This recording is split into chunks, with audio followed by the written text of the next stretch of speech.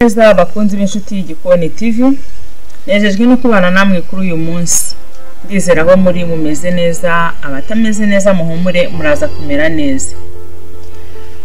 Hanyuma rero ntangiye mbashimira ko mukomeje kunyereka urukundo, mukomeje kumba hafi, ntabwo nahwema kubashimira kandi rwose mwakoze. Wowe ukanda subscribe, wowe ukanda share, wowe ukanda like, wowe umpa comment, nukuri ndagushimiye cyane kuko inkunga yawe ni ingirakamaro cyane kuri njyewe. Noneho rero uyu munsi wa none tugiye kurebera hamwe uburyo bwo gukora keke gato. Yego, uyu munsi rero ubu tuvugana nyine ndi hano mu gikoni twahageze. Aha, ibi nibyo tugiye kwifashisha mu gihe turiwe dukora keke yacu, iyo bita gato, niyo tugiye gukora uyu munsi wa none. Aha, ndi kubereka ni ifarini ngiye kwifashisha, hanyuma aya ni amavuta nayo, aya ni amata, iyi ni isukari, hanyuma iyi ni indimu ndifashishe, muraza kugenda mubibona. Uyu ni umunyu, hanyuma iyi ngiyi ni vanilla. Yego, tugiye kwifashisha n'aya magi 3. Ibi nibyo tugiye kwifashisha kuri uyu munsi. Hanyuma aha na chapa mandazi, kuko muri keke ntabwo hajyamo pakimaya, oya, ntabwo yo ijyamo rwose. Hanyuma rero nyine ngubu tugiye gutangira, muhurikire mu mwanya twige dufate, kandi ndabizi birakunda, hanyuma bitugirire umumaro. Yego, twagiye rero. Aka kantu rero nako ngiye kwifashisha mu gihe ndi gukora igikoma, uruvange rw'ibyo ngiye kwifashisha mu gihe cyo gukora keke yanjye. Yego, aha niho ngiye kwifashisha kugira ngo tubigenze neza. Ni akangaka nyine tugiye kwifashisha. Hanyuma mu gihe turi kwifashisha rero, reka tube utundi dukoresho tutwigijeyo kugira ngo hatagira ibiza kutuderanja. Amagi nayo ntagira pardon, aba ameze nk'imodoka yacitse feri. Pe. Hanyuma rero yenda ibindi reka mbemberekeye ahangaha. Hanyuma rero ubwo nyine twatangiye, ntangire mpera ku magi.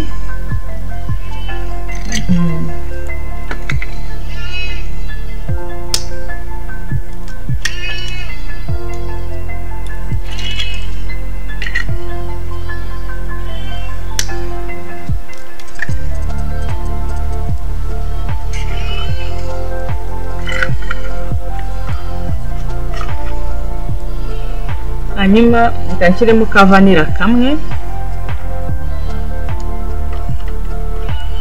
Hanyuma ndashyiramo agace k'akayiko k'umunyu. Yego, akangaka. Hanyuma banze nkorodire ngiye.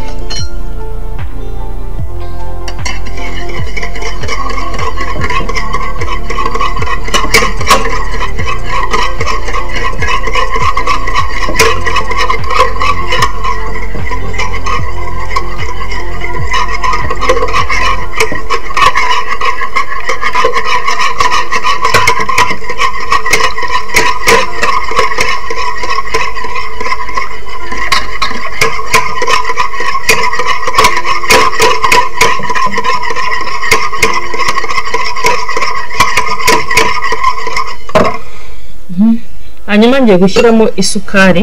Iyi sukari nateguye ni irobo yose, ndayishyiramo kandi mbivange bino.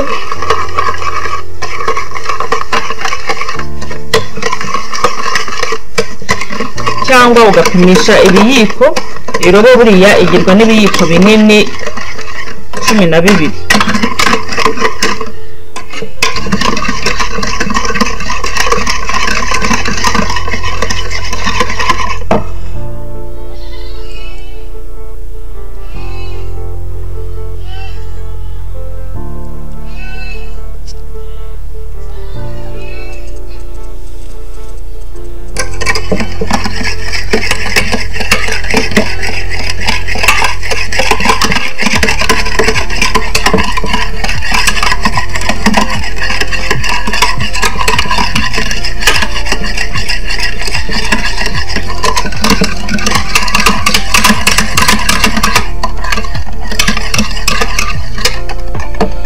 nshyiramo n'amavuta nabyo ni ibiyiko 12 by'amavuta kugira ngo bigendanirane. Ibi birabasha gutuma iyi sukari inoga neza. Rero ngiye kubikoroga paka binoze nyine. Ino sukari inoze iyo ufite kariya kuma kayigira birakorohera, ariko nyine iyo nta kundi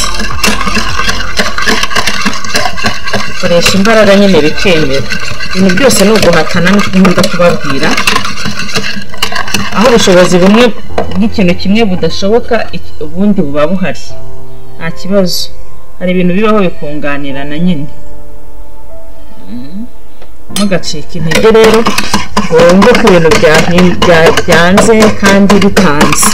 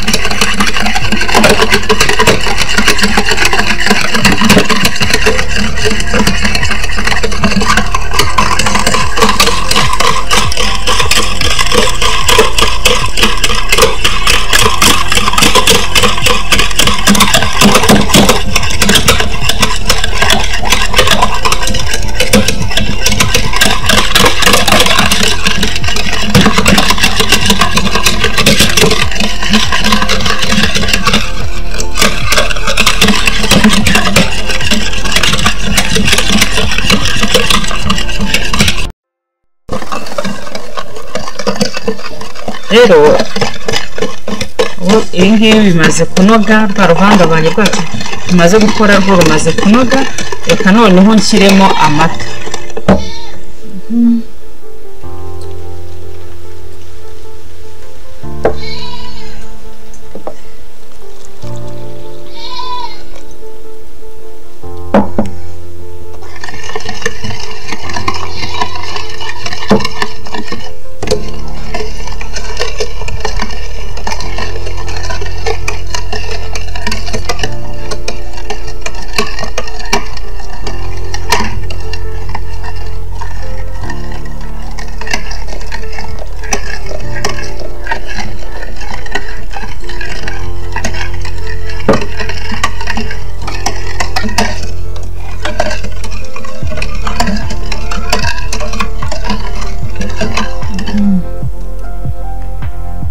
Rero nabyo bimaze kwivanga, ngiye gukora noneho ngiye gushyiramo ifarini.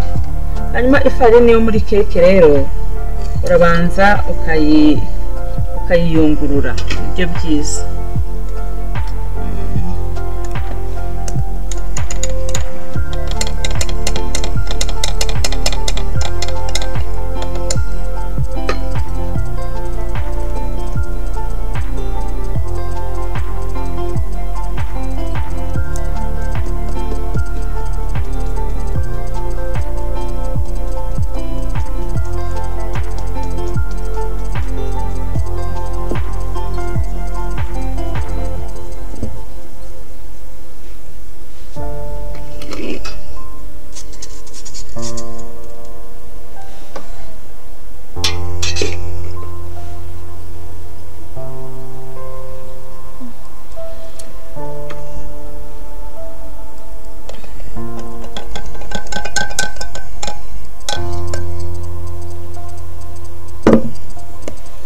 Hanyuma reka utashyiramo na wa musemburo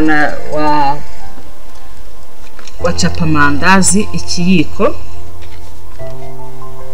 Yego gushyiramo ibiyiko bibiri bya capamandazi.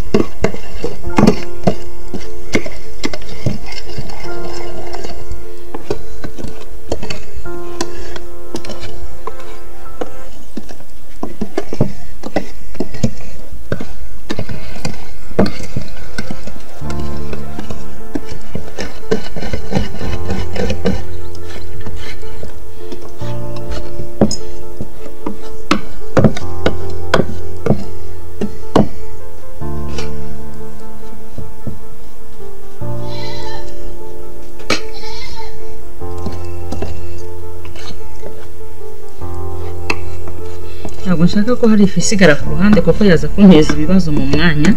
Ni ngombwa kubanza ukayikuraho yose ukabona kuvanga witonze.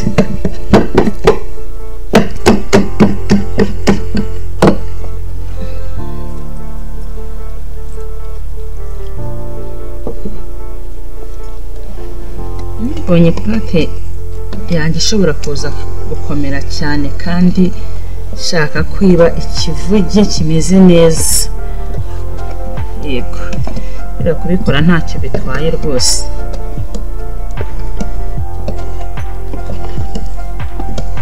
Icy'ingenzi ni ukurwanaho yuko hataza gusigaramo ibibumbi.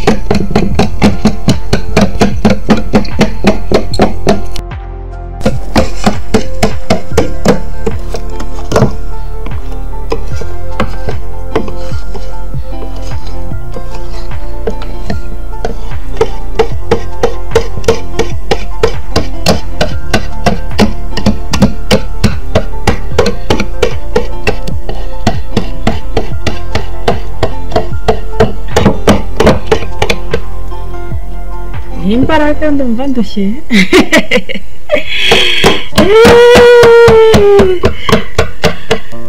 Ndetse ufite ka kuma nyine kariya kamashini kagahita kagufasha kubisya rwose, aho ubundi ni agatege ariko ukaruhira ukuri ukavuga uti ndabaho neza nk'abasirimu. Niko gahunda imeze. Ubu njyewe ntabwo ucika intege wene da afatiye ahubwo mwebwe mu ntiza akabaraga rwose. Namwe murabona ko ntako mba ntagize rwose, ukandeshe yawe ku nshuti yanjye hano abandi ni ukuri barebe. Ubu uteye inshuti y'igikoni, ubu nteye inkunga ikomeye cyane rwose mu buzima bwanjye. Ntivuga ntiharakabaho abantu. Urabona ko inzu yanjye yabonetse rwose bw'intebe.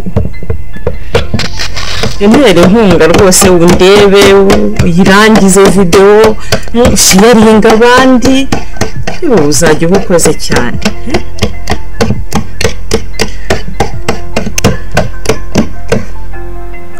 Wow, ni nashakaga pe.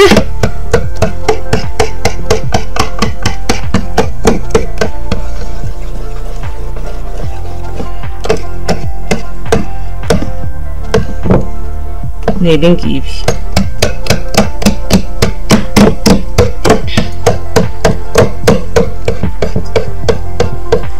Gutya keke yanjye ndi nuza ya keke yanjye ndi gushaka iri bube imeze igifunya se navuga ngo iki igomba kuba yo imeze gutya gutya nibyo sawa mbuze uko mbivuga sanze atari pate nsanze cyangwa rero kubisobanura no kujya munyihanganira ariko nyine mba ndi kubibereka n'amaso ku maso n'ubundi ko ntacyo bikora birasa ariko bitari cyo bitwaye. Hanyuma rero ubu ngubu tuvugana ngewe murabizi ko inshuti y'igikoni nta bundi bushobozi iragira ku mwana y'inkunga nkagura ifuru we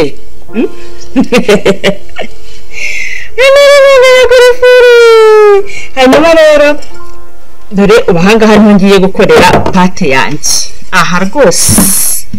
Hanyuma rero kuko iriya pate yanjye yamaze kuboneka kugira ngo nyishyiremo ntabwo ari ugupfa gushyiramo nanone ngiye kubanza sige akantu kanjye nateguye kuza kuyitekeramo cyangwa se kuyokerezamo.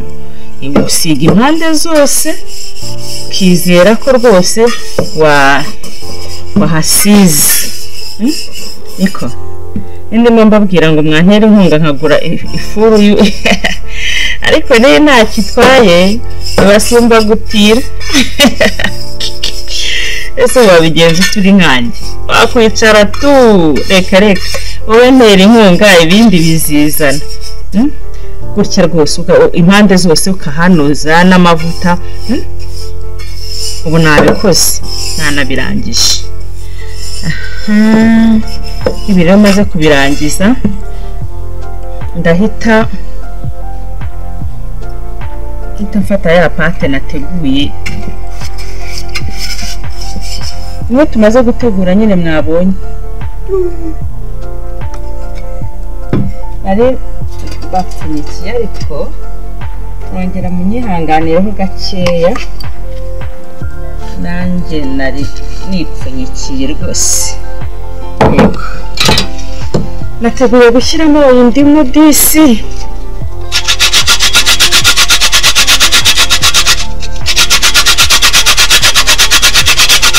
hari umuntu ugeze kumbaza ngo se indimu bayishyiramo gutya dore ni gutya tuno dushishwa ugenda uharoraho gutya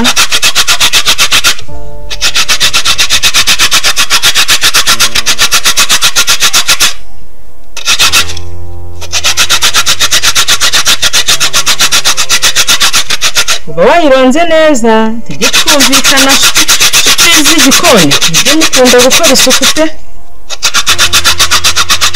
muzajya mwiteza ibibazo mugira ngo mwabikemuye.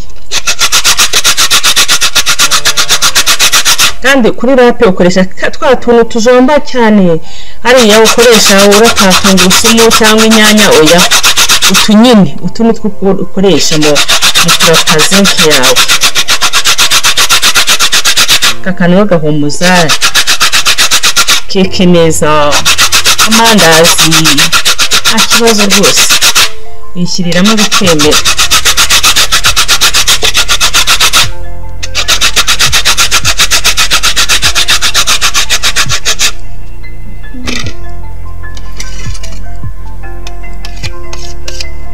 rero ntumanuremo neza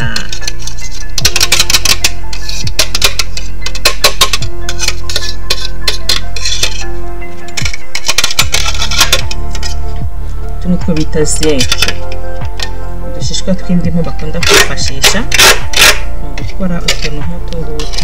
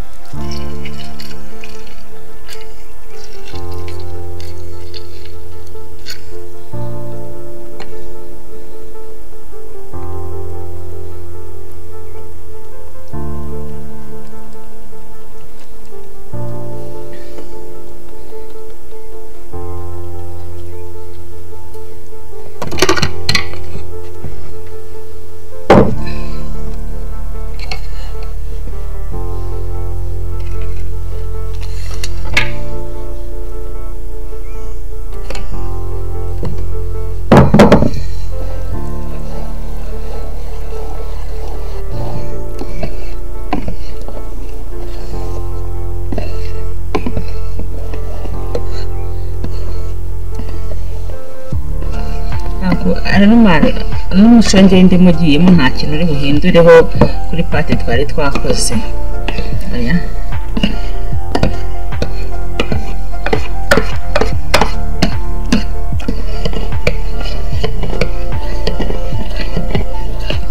imera neza kandi bikayirinda guhita ipfa. Bivuze ko indimu nayo biyirinda guhita yangirika kubera ko indimu nayo igira umwihariko wayo mu kurinda ikintu kwangirika.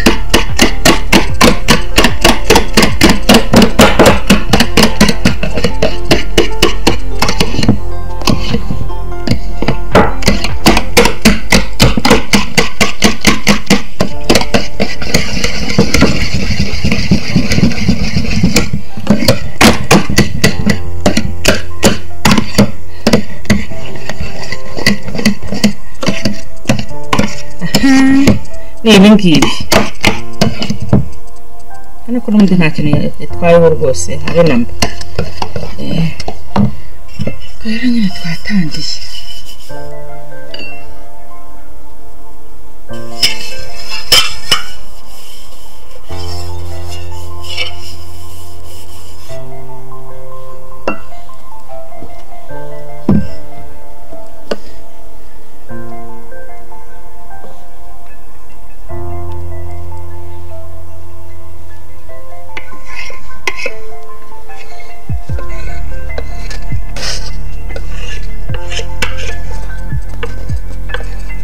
Nzi nimba cameraman ari kubireba neza.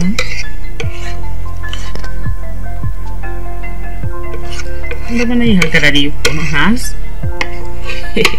Cameraman uko bibona neza uburyo tutari ubeshya abantu.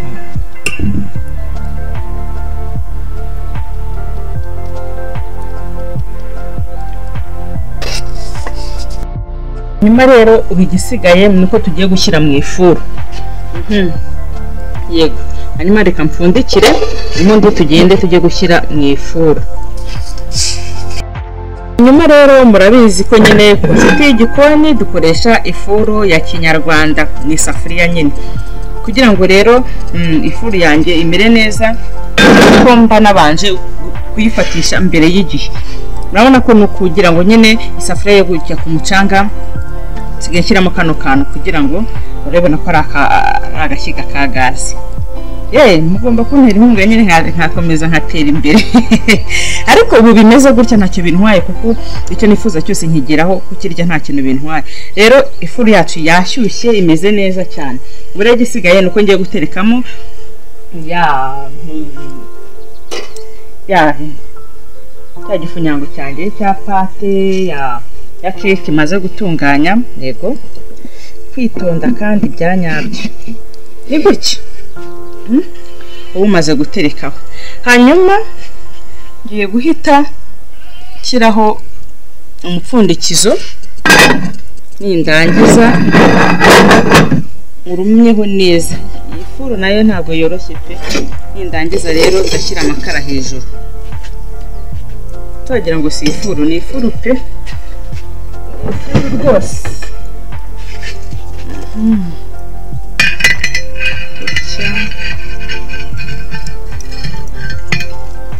kugira ngo hasi no hejuru bishyuhe nyine no kwiyeranje.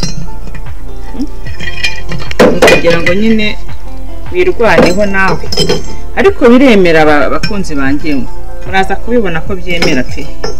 Nta mpamvu, ntabwo wajya guheranwa n'ubukene ngo uheranwe n'ibiti byose. Ugomba kwishakira ibisubizo. Se wabigenza utewe uri ngewe urabona wazabivamo? Reka ngaya nguko uko nabigenjeje. Ariko nukomeza kuntera inkunga humura nzajya nkuzanira na bya bindi bya gisirimu mu minsi iri imbere. Nukuvuga ngo nafatishije indi mbabura ku ruhande kugira ngo nyine nze kubona amasakara yo gushyiraho. Ni gutya. Ubu rero tugiye gutegereza nk'iminota 30 cyangwa 45. Ndaje nyine nanjye ubu ngiye guhita njya ku buhanga bw'ibyuma. Ndaza mbabwira amakuru meza yizewe. Yego rwose.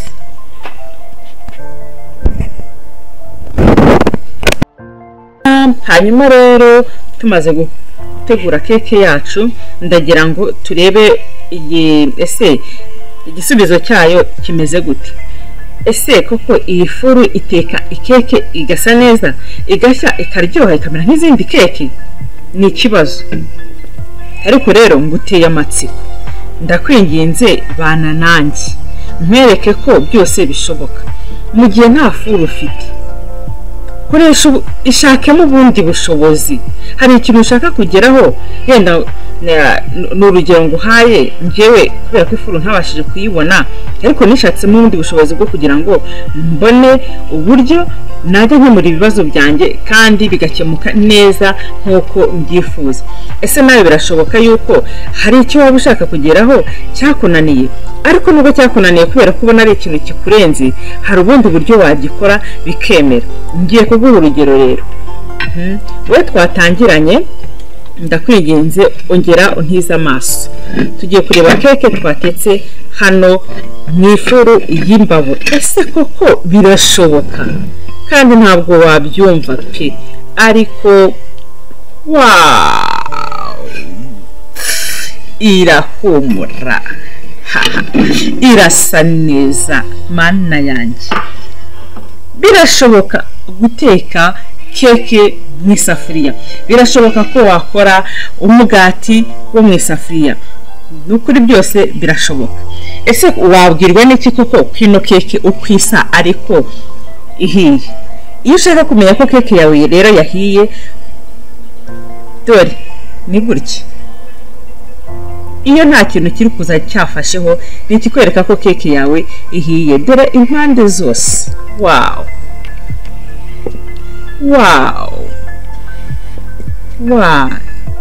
Wakubaza no hagati, dore rwose igisubizo kikurimo. Wabibonye? Wikwiheba nshuti yanjye, wibona ko ibintu byacitse, wibona ko ibintu wabiburiye ubushobozi. Hari ubundi buryo wakora ukagera ku bushobozi bw'icyo kintu ushaka. Singiye kurya keke imeze neza, isa neza kandi iryoshye. Kurikirana inshuti y'igikoni maze ugire ubuzima bwiza. Tuba abasirimu, dusirimuke, duse neza, turye neza. Nicyo kintu nshaka ko tugeraho, kuko ubuzima bwaba bugufi ariko bumeze neza. Erega ntawamenya, nyuma y'ibi ngibi hari ubundi buzima. Ifuru yaboneka nkajya mbiberekana none mu ifuru, ariko mu gihe idahari, inshuti y'igikoni nta mutima unjya pe, nta mutima, ntabwo mpangayitse. Numva ko izaza kandi izaza narakemuye ibibazo byanjye nkoresheje ubushobozi bwanjye uciriritse kandi ngere ku ntego niyemeje. Babibabwiye rero. Nta gucika intege, ndakataje rwose pe. Ahubwo mwebwe ndabasaba ntizi imbaraga. N'igihe undebe sheri, ndabigusabye umwanya urebe video yanjye yirangize, ukishyire ya ku bandi. Ndeba ndakwinginze kugira ngo untere inkunga, aho ubona ntaragera nanjye nzahagera mbikesheje wowe. Hanyuma rero reka tuyikuremo. Ese keke yacu rero yahiye, irateguye, imeze neza cyane nk'uko nimaze kubibereka, maze kuyarura. Urabona ko ari keke yujuje ibyangombwa. Nshuti zanjye, bakunzi banjye, wo nkurikirana buri umunsi ku wundi, ndakwinginze kugira ngo nawe wige kandi umenye. Ushaka nuko gushobora nshuti zanjye, wicika intege mu bintu ubona bikunaniye, wigira gute, wikwiheba, kuko hari ibintu ushobora kubona ko byakunaniye ariko ugerageje ibindi byakunda. Reka rero dukate keke yacu turebe ese koko yahiye. Iraryoshye, yatangiye no kuvungagurika kwa kundi tuba tubishaka pe.